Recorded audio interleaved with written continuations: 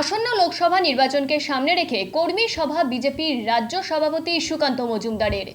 গঙ্গারামপুর ব্লকের বেলবাড়ি গ্রাম পঞ্চায়েতের নীলডাঙ্গা এলাকায় বিজেপির পক্ষ থেকে কর্মী সভার আয়োজন করা হলো, যেখানে বিজেপির রাজ্য সভাপতি তথা বালুরঘাট লোকসভার সাংসদ সুকান্ত মজুমদার ছাড়াও হাজির ছিলেন জেলা বিজেপির সাধারণ সম্পাদক গৌতম রায়, সহ সভাপতি প্রদীপ সরকার সহ অন্যান্যরাও।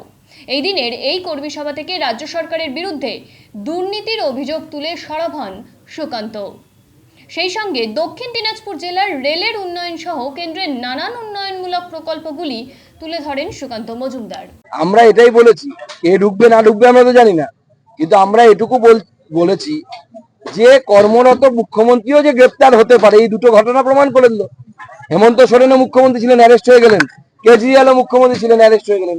অতএব কোনো মুখ্যমন্ত্রীর বিরুদ্ধে যদি অভিযোগ থাকে তাকে গ্রেপ্তার করা যাবে না, এরকম কোনো নিয়ম নেই। জেলের থেকে চালাবেন হচ্ছে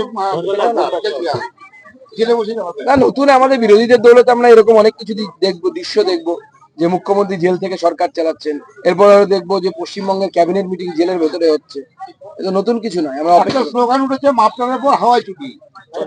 হ্যাঁ, এবার কি তারা বাংলার মুখ্যমন্ত্রী? সে তো জনগণ স্লোগান তুলছে, জনগণ চাইছে এরকম হোক, কিন্তু হবে তো আদালতের নির্দেশে এবং ইডি অফিসারদের এরকম তদন্তের তথ্য প্রমাণ পাবে তার উপরে হবে।